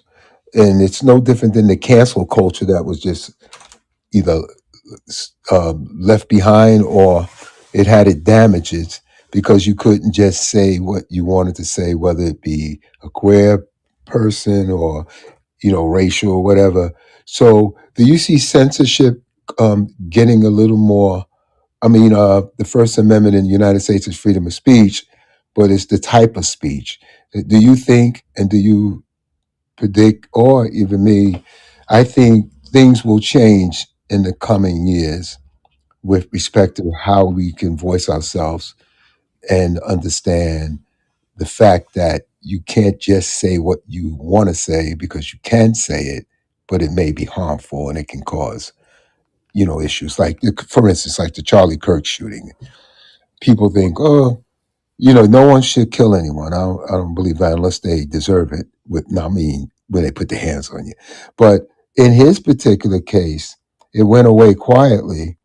But there was a lot, when you use religion and then you add politics and then you add personal views, it can rattle up people as we've seen. So do you think there's a threat to content people that are speaking and just want to get the clicks, just want to get the monetary funds? I think the First Amendment will be challenged because I said on a show, the First Amendment cross-referenced with the Second Amendment. The Second Amendment got in fear of the First Amendment. So how do you see that panning out moving forward? Well, there's one note that we want to talk out there, like, for example, on the Charlie Kirk shooting or anything that blows up in the media and becomes part of the 24-hour news cycle. My first question is, what are you going to do about it? What are you going to send his wife, his ex-wife, his widow, a pickup line now? Because she's hot. Are you? There was another thing about some guy who, well, now it's a guy or whatever, got given a sex change operation, and now he's a man, and it was a big freaking thing on the media. And my question again: what are you going to do about it? What are you going to go over there and chop it off? All right, so Well, I do know somebody that did chop it off. all right, and so at the end of the day, the 24-hour news cycle, unless there's actually something for you to personally contribute to it and do something about it, is a waste of your time, generally speaking. More to the point, it'll traumatize you, and it'll have you focused on areas of your life where you have rendered your agency inert. Okay, agency is one of the most important things that human beings have, your ability to determine your own actions, your own future. And anytime that you watch a media story that you're not actually going to do anything about, that doesn't actually physically change your own personal life in any way, that you're not going to change any of your practices regarding, is not something you should be spending almost any time on. If you can help it, you'd be better off just going and sitting in a forest with no phone for a few hours. That would actually be better for your brain, your clarity, and your workflow, as it were. Now, in terms of censorship is going to be complete at some point. So we have to be establishing, as I referred to earlier in the podcast, about the underground society network. Something Mark Passio did, for example, is creating an ARC drive. It's a drive that has thousands upon thousands of videos, ebooks, and radio podcasts and things of that nature, which can help people, even if there ain't no internet that they can access, have access to any and all information that they could possibly require at any given time of day to help awaken them, to help teach them. And that might be one of those ways that we're going to have to get around sharing information. We won't be able to do it online. Now, third thing there is also, I've been uploading a lot of my old shows lately, and when I started doing them, I was told not to put a date on them so that they could be repodcast later, and people would be able to hear them at any time, and it would still appear to be relevant. And so I've started re-uploading all of those old shows and listening back to them and saying that, man, they actually really are relevant. So it doesn't really matter to me what all the new news cycle hubbub is about. I think I've engaged in it twice, and both of those times I got demonetized, censored, and deplatformed as a result of talking about the big issues, like the Christchurch mosque massacre that we had here in New Zealand, where a guy allegedly shot up a mosque. I say allegedly for good reason. And also the pandemic with COVID and stuff like that. You speak out on issues while they are hot button topics, you make yourself a target, and they have various ways to get rid of your voice. And that's what they did to me. And I think it was Jordan Peterson that said that when you get deplatformed, or your career or your life's work or something gets disappeared like that, it is basically has the same emotional resonance with a person as getting like a cancer diagnosis. And I can tell from experience that that's absolutely a truism. So whatever it is you're doing in terms of the alternative media, having it, I've had to retool and back up things. So instead of just live streaming on YouTube, I live stream on YouTube and Twitch and Facebook. And then I archive the shows after that on BitChute, Odyssey, Rumble, and Minds, in addition to those other ones. So that way, it's going to be very, very difficult to etch me completely out of the media space, because I'm using multiple platforms as a way of backing it up. Additionally, the benefit of that is that you get a much larger audience. So you'll be getting, if you got 100 views on YouTube, you get another 100 views on Rumble, another 100 views on BitChute, so on and so forth. Instead of just 100, you got 300. Right. Right? So spreading your tentacles, as it were, out there and being very proactive about your multi-platform archiving is probably a good way to go if you want your information to still be around and still be accessible in these years going forward. And lastly, talking about revenue, because you need money to survive in order to continue doing a truth broadcasting thing. And the best way to do that is with multiple sources of passive income. I will say that again, multiple sources of passive income. If you've got a radio podcast that's going up and you're asking for donations, having a number of different ways for people to donate to you through either PayPal, buy me a coffee, super chats if you can get 1,000 subscribers on YouTube. There are memberships on YouTube and Twitch. You can get donations through D Live, as well as a number of other things that you can do, asking people to make regular automatic payments just to support your work. Now, this is called the peer-to-peer economy, which is different to the general economy, whereby you will make something, take all the risk, and then you will sell it for money to other people, and then they will purchase it so that you can then create more products.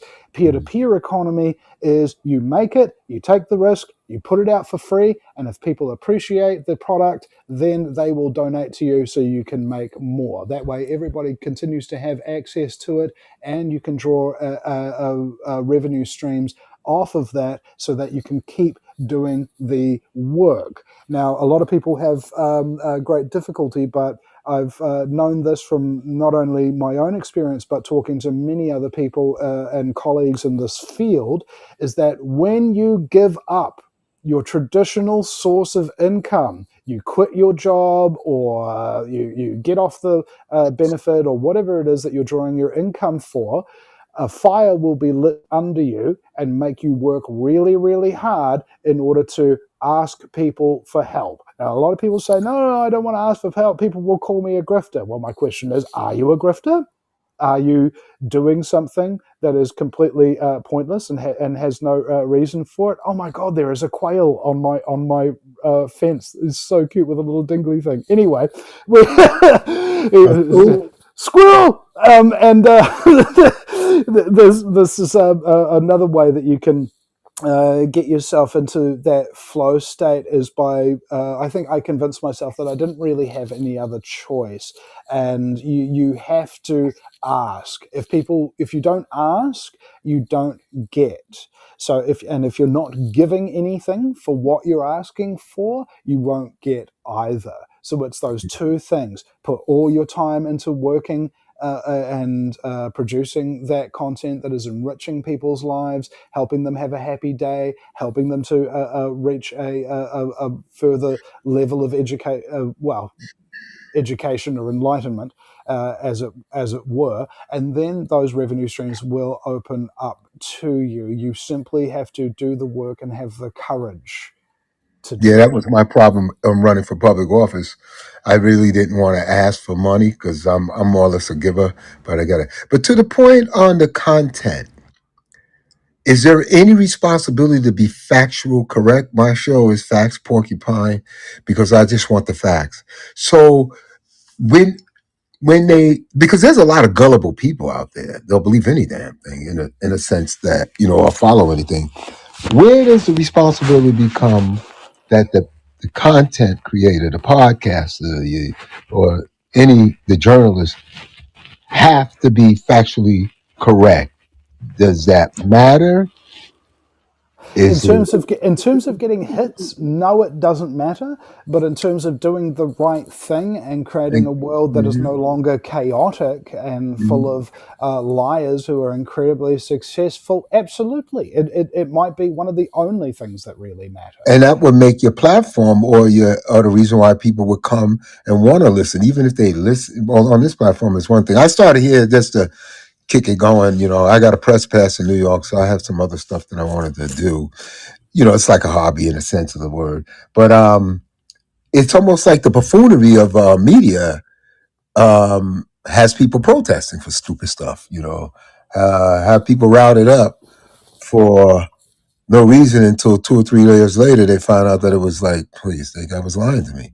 So that's another thing that that drives me. I don't really get the content from like I prefer to get it out of the horse's mouth. Whether it's a politician or I do a thing called On the Streets of New York. You'd be fascinated to what people are thinking about. Let alone, I must have met 5 guys and they must have did about 600 years in prison. I mean, it's like crazy. But it's their story. Do we? I've never censored anything, and some stuff that I didn't publish it. Some people get a little nervous. They say, "Oh, are you recording?" That kind of stuff. They're quick to speak candidly, but when it's a recording, or if they're like, "Oh, no, no, no," those folks, to me, they're not true to their word because they say it, but they won't back it up with being broad about. They get a little nervous when they record it and things like that. Yeah, Politically, there's a quickly, lot of cowardice out right? there. Really, pussies are not the kind of people who are going to really change things and make things develop for the better, I'm afraid. But would open up their mouth to say something that is totally not true, or let alone it could be your opinion, but it could get people thinking in a way that they will react. I mean, only a fool. It's like the guy saying, "Hey, I'm gonna jump off the building. You coming?" I'm like, "You do it first, and I'll see how that works." But they tend to believe just any goddamn thing. Um, yeah, and then how the other thing too.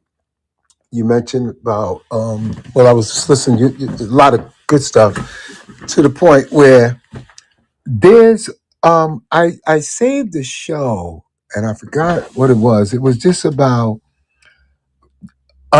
de-uncoding people's minds. In a sense, like people are wrapped up in their own world.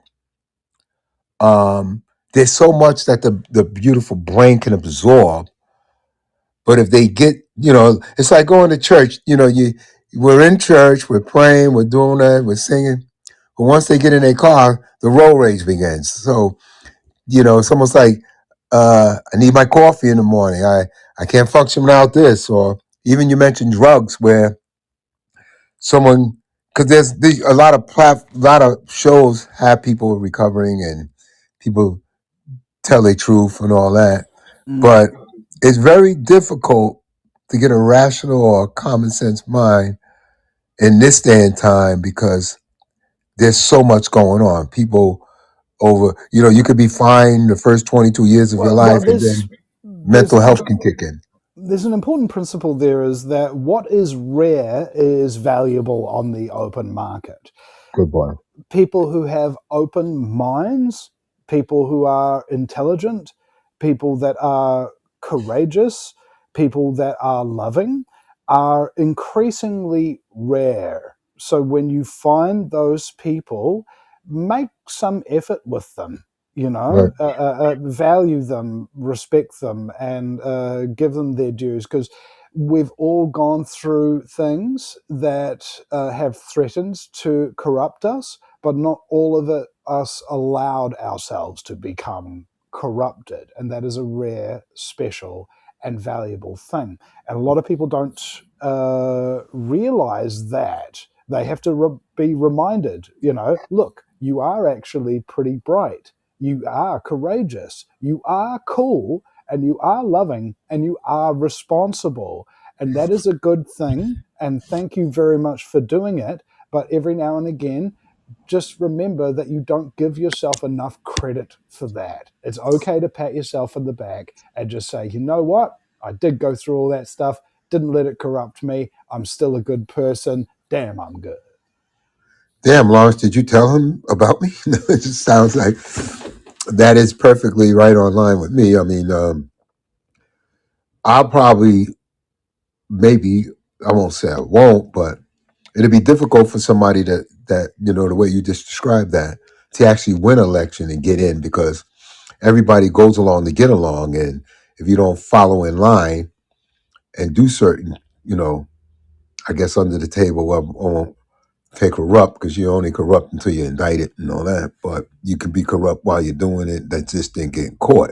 So on a point on election campaigns, it's very similar to advertising. One of my good mates, John Ansell, is an award-winning advertiser here in New Zealand. He said to me, Vinny, if it's not funny, it's not an ad. And I was thinking to myself, yeah, man, that's the thing.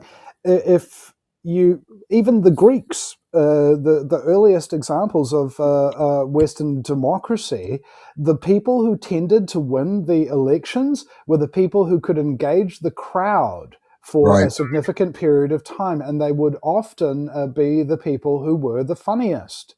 And there is a skill to that, and there is a need for that. And additionally, politics is seen as very dry and boring, and I think appropriately so, because the propensity is that you want to be acceptable to everybody.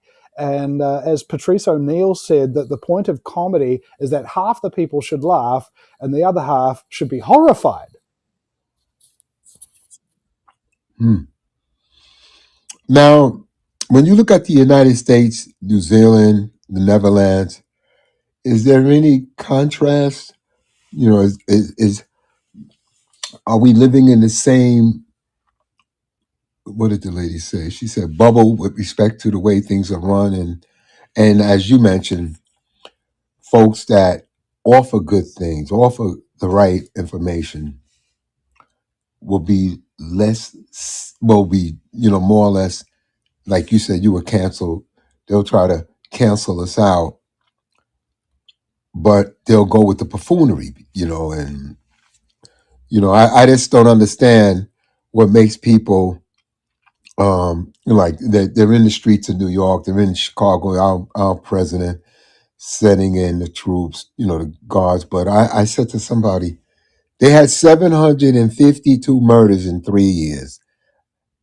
That state don't need any help, and but people will go out and protest not to have these things remedied, get corrected. I just don't understand the thinking unless you're getting paid or you're just that damn stupid, So No, it's. I think there was a French philosopher.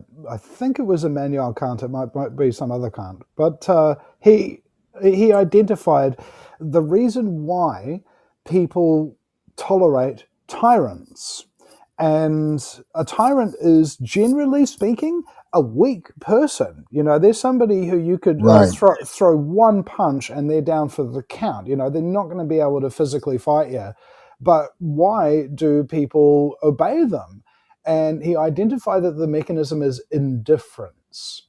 If you don't actually care, people will be allowed to do anything. And this is part of the reason for the construction of the food pyramid the way it is. A farmer was asked, about the food pyramid, and he goes, well, this is what I feed my cattle when I'm ripening them up for slaughter, and if you have a look at the liver, for example, I went to my naturopath a couple of years ago. I had real bad liver issues, and he's like, Vinny, my machine classifies liver issues from 1 to 3, 1 meaning very good and 3 meaning very bad. Your liver is a 9. I went, whoa, baby, there's something wrong with that.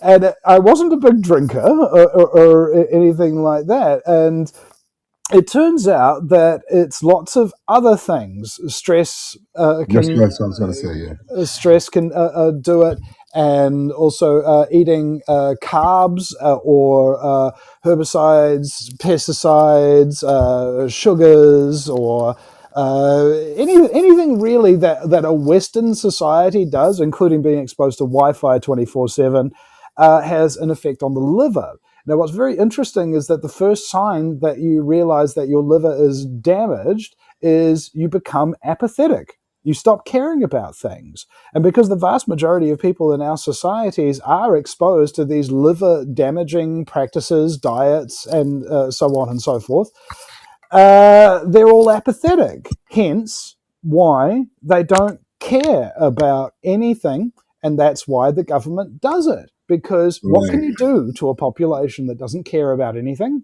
The answer is anything you effing want. They'll Anything do you want. nothing. They'll do nothing to stop you because they just Yeah. don't care. They're indifferent. Oblivious to anything, right? Just want to be there, and just don't contribute to humanity. Don't do anything. Just live and die off. Is what I see. Well, appreciate your talk and your sense of seeing things. It's funny with my show. Like I'll do certain things just for my own gratification. I want to know, and I do something. The more you know, but it's unbelievable how you can talk to someone just randomly. Like when I was running, I had a black sister. She said, "Well, what you gonna do?" I said, "Well, what do I need to do to make you satisfied that you're gonna vote for me?" She gave me 25 things. I said, "You know what? I can't get all that done." So I just came up with the three questions. Give me three things, pressing issues. And I did that with every war. I must have spoke to 10,000 people easily or more, maybe less. But I worked it. And I found that it narrowed down everything for me, God willing, if I would have won, that I would have just focused on it because almost every walk, white, queer, black, you Jews, I went in their neighborhood, talked to the rabbis. When I said, give me three pressing issues, because I can't get the 5 or the 10 done the first term, it all lined up the same. Crime, our district is filthy. Like if I took a poll on 5,000 people with the three questions, 85% of them was this same thing. So it made it a lot easy. And then what I found out, outside of the three questions, they gave me some more. No one likes each other. I mean, you know, whether it be this lady can't stand the dogs, this one, it's just, when I got home and right before the election, I was just, damn, I did it. Primary that is a couple of days away. I really sat down and I recorded a lot of folks. None of them like each other. Everybody's like, they got their finger up their ass. They're bitching about this person. These two people don't like each other. But I said to one lady, I said, "Are you selling your house?" She said, "No." And I said to them, "You selling it?" They said, "No." I said, "Well, y'all gonna die in these houses." And you hate each other and you're right next door. So people are like this, if you're an elected official, like when I was running, I said to myself, and I can see why some of them do ignore the constituents in a roundabout way, because they're only blowing off hot steam with no effort. And we have this thing called, we don't complain about it, we be about it. And with the drugs, and we have gentrifiers that are coming from different states, and I'm kicking a guy out smoking crack in front of the children, and I got a white person saying, "Oh, he has a problem." I said, "Well, you take him to your damn house. You take him where you live. You feel that way. You take him, because his ass is getting out of here."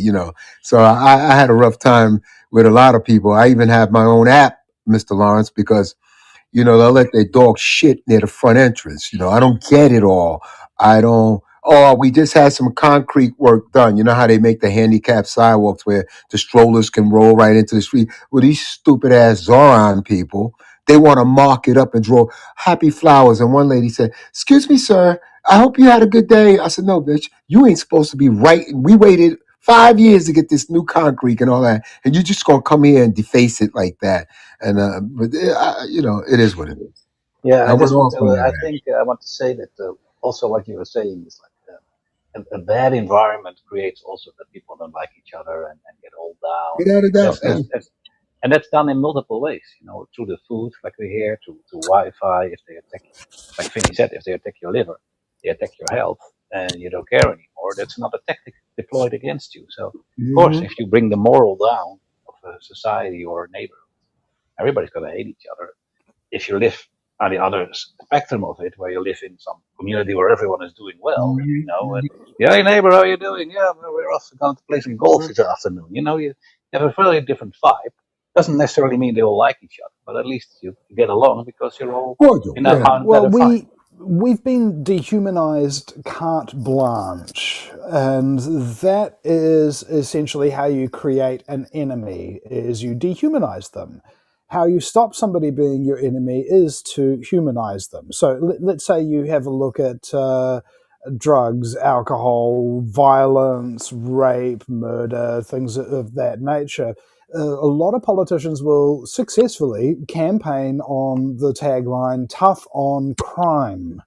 Now, the question is, how did those crimes occur? Why did they occur? Did this occur because the young man who committed a violent crime didn't have a father or a stable home when he was growing up to teach him about discipline in that nature? Maybe being tough on crime is about starting in the home and the family and raising kids up right so that they don't have drug dependency issues when they grow up, because they have a sense of self-empowerment, self-esteem. Usually self-esteem is created through committing esteemed acts. If you do really amazing things, very good things, for the right reason, you will be unsurprisingly very high on yourself, and your sense of self-esteem should be quite significant. Now, that's what's problematic about our society, is that we are not caring about people. We are not humanizing them. We are thinking of everybody as the other instead of trying to find a commonality with them. Now, of course, I've had run-ins with crackheads and stuff. My brother, one time, he would be dead if his friend didn't run his van into that crackhead. You know how they just don't go down. They're like that Terminator in Terminator Dark Fate or something like that. You knock them down with a truck and then whoop, they're back up again. So sometimes the society is absolutely littered with them. You go down certain streets in Auckland, you can see them scuttling down the alleys and stuff. And this whole drug epidemic, particularly with meth, I think is something that's been started by the intelligence agencies. It's been started by, in the case of New Zealand, but by the New Zealand police themselves. I interviewed the historian of the Headhunters gang here in Auckland, and they were the ones to first import methamphetamine from an Australian gang over to here, so that they could start making more money. Like a gram of cannabis is worth maybe 20 New Zealand dollars here, whereas a gram of methamphetamine is worth well over $10,000. Kind of thing. So there's a huge profit margin in them. So that's how organized crime gets into them. Now, that being said, again, as I mentioned in the earlier the podcast, going on about meth a bit, but it's quite an important issue. I was talking about the grey matter and the white matter issues and stuff like that. So cannabis, for example, alcohol, for example, they absorb into the body through the blood, whereas methamphetamine absorbs into the body through the brain tissue. And because methamphetamine is corrosive and acidic, it starts to eat away at that brain tissue. And because it goes into the grey matter that governs your emotions, your thoughts, and your actions, you shouldn't be unsurprised when you see crackheads and things of that nature who don't seem to have their thoughts together, don't seem to have their emotions regulated, and don't seem to be able to control their own actions. That's a white matter issue. That's scarring on their grey matter, as it were. They've actually been physically damaged by this, and in some cases damage that cannot be reversed very easily, if at all. So if you want to talk about crime and people having a problem with the crime, one Mexican town instituted anarchy. And ironically, they got rid of politicians in order to do this. And they ran their communities in a very, very different way. every week, every street, little sections of streets and things like that. It was a relatively small town, but it can be done in this way further. There used to be, for example, in New Zealand, borough councils where streets would have a representative, and everybody in the street would have a weekly meeting about the things that are going on in the streets and what they need. And We then call that that, the bid. We call yeah, that the bid. Sorry. Yeah. right, and then that representative would be going to meetings every month with all the other representatives from all the other streets, and they'd all have these discussions. And in so doing, everybody was actually working together and playing their own part to make their communities a better place. Crime was at near zero. Drug abuse was at near zero.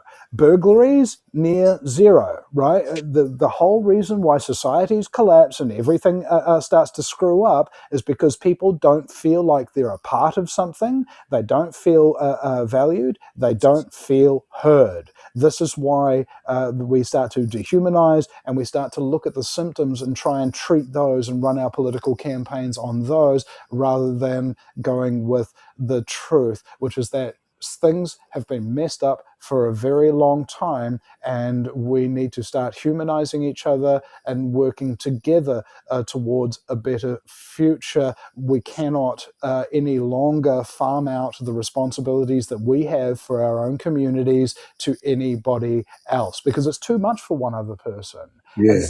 and it just won't work anyway. And I think the statistics prove that. 2 seconds. When it comes down to I mean, we have people getting pushed on the train and all that, and I get that, and I get the family. If somebody came up, but unfortunately, I don't. I mean, it's a cruel world. I think mental health is an issue, but they know what they're doing. They may be off the rocker for the moment in time, but that initial time, they knew what they were doing. They knew pushing someone in an oncoming train or doing something that is outside of anybody else's behavior. You have to pay the price for that. I see your 10-minute mark, Lawrence. I appreciate Yeah. everything. Good You know, conversation. you've made a salient point there, and that is the non-aggression principle. All right, anybody Okay. shows aggression, I believe that a ton of bricks should fall on them from a very high place. Only when Okay, death is involved. that's the Only thing. with death. I've got. Well, no, with everything, with assault, with rape, with Right. trespass, with Right. anything that violates your rights. People don't know what a right is. A right is anything that is yours cannot be taken from you without your consent. Nobody can trespass on your property because that's your property. Nobody can lay a hand on you because that's your body. Likewise, they can't rape you. Likewise, they can't spread lies and defamation against you because that's your reputation. It's yours. It's not somebody else's to be taken away. And so if you've got the non-aggression principle and the self-defense principle actually really being enforced in even small cases quite fervently, you're going to see a decline significantly in the amount of crimes that you're seeing. For example, Jesse James in the Old West was one of the most famous crooks. The reason why he was one of the most famous crooks is because he was one of the few that managed to commit more than one crime before somebody blew him away. All right, everybody was freaking armed, man. And Yeah. in towns in the United States, I believe there was one town in the documentary "More Guns, Less Crime" by Dr. John Lott, who was a Right. Right. They statistician. believe that. They believe that. Yeah. Yeah. Yeah. They had a gun in every single home by mandate by the city council. And Right. directly after that mandate was implemented, burglaries, murders, rapes, all of that kind of stuff Oh yeah. dropped to absolute zero. They Okay. stand by that to this day, to the Second Amendment. Well, good hmm stuff, man. Great to hear your voice, man. I appreciate you. Yeah, that's a good point to almost end on. I got 5 minutes left. So thanks, Reggie. If you want to say one last thing, it's still possible. We got 5 minutes. I And got a meeting to make, but I didn't want to let you down. I did logged on and I was listening while I was on the train and the subway going in and out, and I picked up on some of his key points. Great person. Good talk.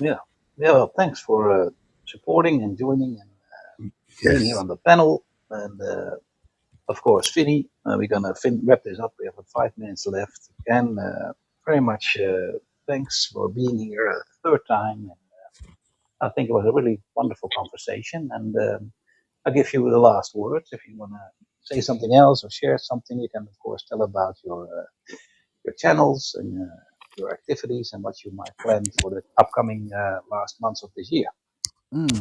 Well, I want to thank you, Fax Porcupine, for calling in. There's some really good questions, man. Thank you, sir. And I applaud the efforts that you're making, not only doing your own show, but also getting involved with politics, because as G. Edward Griffin told me, without power, you cannot defend freedom.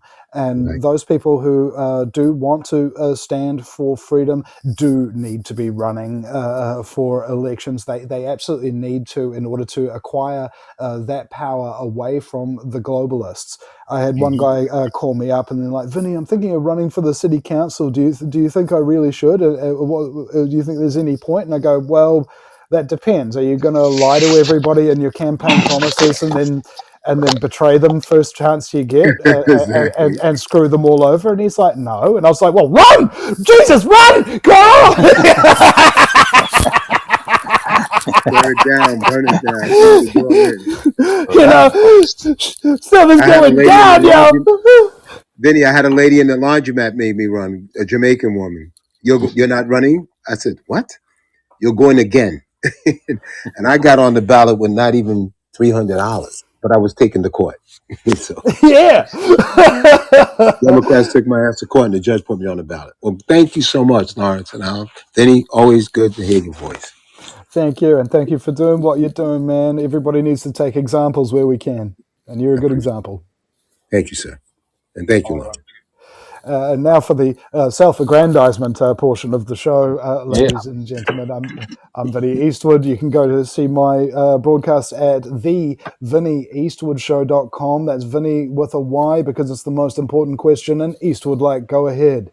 Make my news. And go ahead. Start up an automatic payment of, like, say, $5 a week, $5 a month, whatever it is that you can afford, whatever it is that you think my show or my wisdom or anything like that I'm giving to you has value, either for yourself or for others in society that might need to hear it. I need to be supported just so that I can keep doing that work. And I want to thank all my donors, all my listeners, all the people who send me super chats. We had a couple of guys who donated through Buy Me a Coffee, which I only just created the other day, and it's because of those that I'm very, very close to being able to pay my rent this week. You know, like every little bit helps, and you have no idea how much a tiny bit helps. You know, the funny thing is, Lawrence, I get people who donate to me and they apologize for donating to me. It's like, oh, I'm sorry, it couldn't have been more, and go, no, you've got that the wrong way around. Thank you. Okay, I'm supposed to say thank you, and you're Yeah. supposed to say you're welcome. Thank you very much. I gotta learn Okay? that part, Vinny. I'm scared to ask. I gotta learn it. Okay, well, at the end of the day, if you know who you are, you know what you're doing, and you know what you're doing is right, force yourself to ask. Just like you have to force yourself to do the right thing, force yourself to ask. And more to the point, people get something back for what they donate. If they're listening to your content, if their lives are being enriched by what you're doing, they actually feel better about themselves, and they feel like they're actually doing something to help the world by supporting you. This is what leadership is all about. Being in charge isn't about ordering people around and telling them what to do. It's about taking care of the people who are in your charge. Okay? Appreciate it. And if you're taking care of people, you have no reason to not ask for their help so that you can continue to take care of them. Otherwise, one day you won't have the resources to help somebody who really needs your help. That's why you have to ask for it. All right. Great Yeah. job. Very well said. And we'll wrap it up with that one. Well, you guys are always welcome on my platform any given time. And I Yeah, thank okay, you can also, we have still have a little time, so Reggie, you can also plug your thing. Oh, yeah. Well, I'm Mr. Sweeney. I'm Reginald Sweeney from the Facts and the Porcupine Podcast. We're out of New York, and we're in the United States. We got a platform that is just the more you know. It's just a conversation, people, places, and things. Society's gone amok. Those are the topics and conversations you will hear. We're doing climate right about now, and we're doing buffoonery on why people are involving the federal government and why ICE is being interrupted. Outside of that, thank you so much. All right, thanks. That was it. Thanks again, Richie, Vinny. Thank you very much, and perhaps we'll see you all guys again another Good time. job. Good job. Good show, Lawrence. Thank you. Stay well out there. God Thank you bless. very much. Thank you, Vinny. Thanks.